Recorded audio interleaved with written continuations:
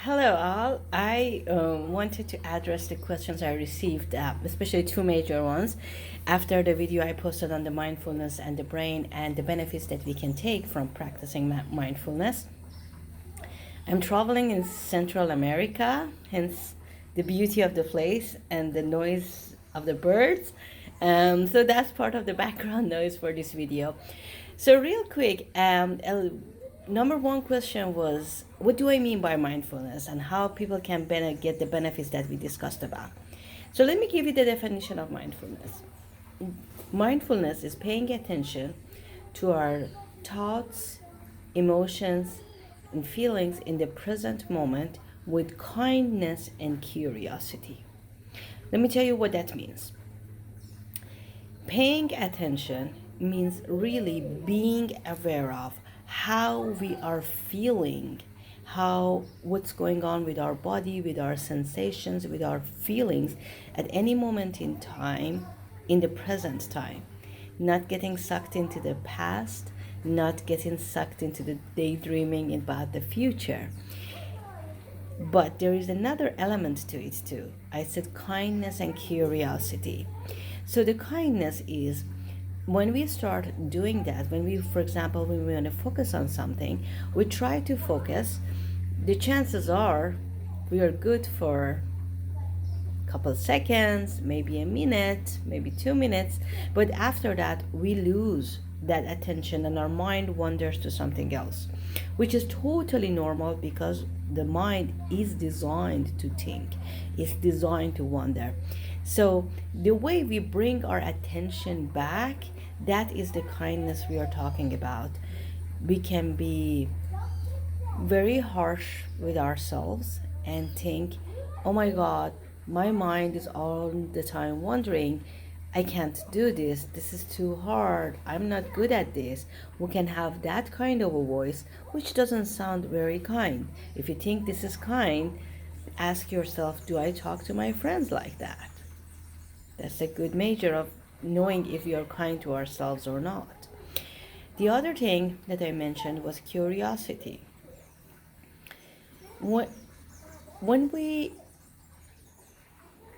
mature in life and we learn more and more things, one of the things that happens is that we feel like we know.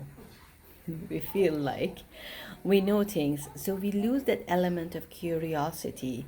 That element of curiosity is something that we have it when we are a child very naturally. I know that as a child, for example, I was curious about my father's Swiss watch and how it works. And out of curiosity, I went and found a hammer and broke the watch to see what is inside it that makes those little handles, hands like move all the time. Of course, I learned it the hard way that curiosity has another way of being satisfied. But that lesson stayed with me. That I honored my own curiosity at that age. I was 3, 4, whatever I was, but that stayed in me that I can still look into my curiosity, and I always remind myself of that. So see with yourself if you can be curious about what you're feeling, what's happening, your body, your emotions. We get a tendency to sweep things under the rug. I had a client once that got fired from his job, and he came to me 2 days after, and I asked him how he was doing. It was a case that he was being dismissed for sexual harassment, which is kind of a big thing and it can impact his life. And he didn't believe that it was done justly to him. Now, there is a lot of emotions in there. There can be a lot of emotions if you feel like you've been doing unjust, if emotions around you've lost a job, emotions around how can you find another job, how can you tell your next employer what happened. There's a lot of things happening in there. However, it was 2 days after, and he told me, Kathy, I've already dealt with it, I'm fine, you don't even need to ask me that. Do we really think we can move on from such big events that fast? So that is the element of curiosity that I'm talking about. Now, the second question I received was regarding, so Kathy, how do we learn about this? How do we build our own practice? I'm not going to address how do we learn. That's another topic. But I can tell you there is one thing that we need to be very careful about. There are things that we can learn with our cognitive ability. For example, you can go and read a history book, memorize it, and probably you can give an exam on it. Or even if you have a good memory, you can teach history. You don't need to know the history of the universe. You just can read a book and teach about the history that you've learned in that book. So you acquire a knowledge and you're able to use that knowledge with that cognitive brain of yours pretty much immediately. Even in the most sophisticated topics, calculus, for example, you might need to spend more time to learn the skill and learn it. But after you've learned it, think about it, that you're able to use it pretty much right away after you've learned it. So that's the beauty of the cognitive learning.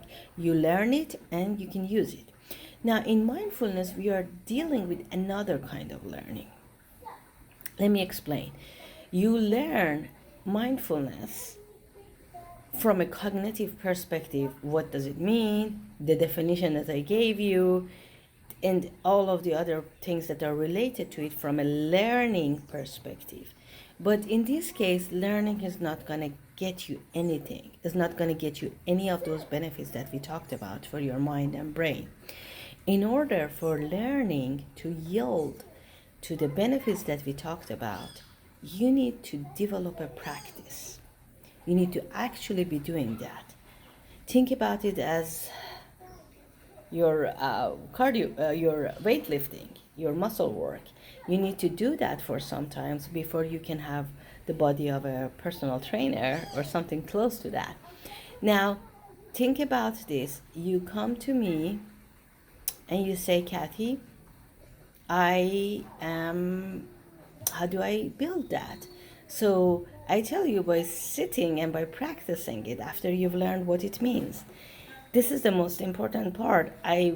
There are classes, there are courses online, in person, with private coaching, all of that, that you can learn what does it mean mindfulness, but none of those can do the practice for you. So it is important to have that distinction, that you can learn cognitively what to do, but it is a matter of being able to sit and do the practice, which is not always the easiest part. You need to start small and build on it incrementally over a period of time. So I wanted to make these two distinctions for you. I hope you will find it useful. Thank you. Bye.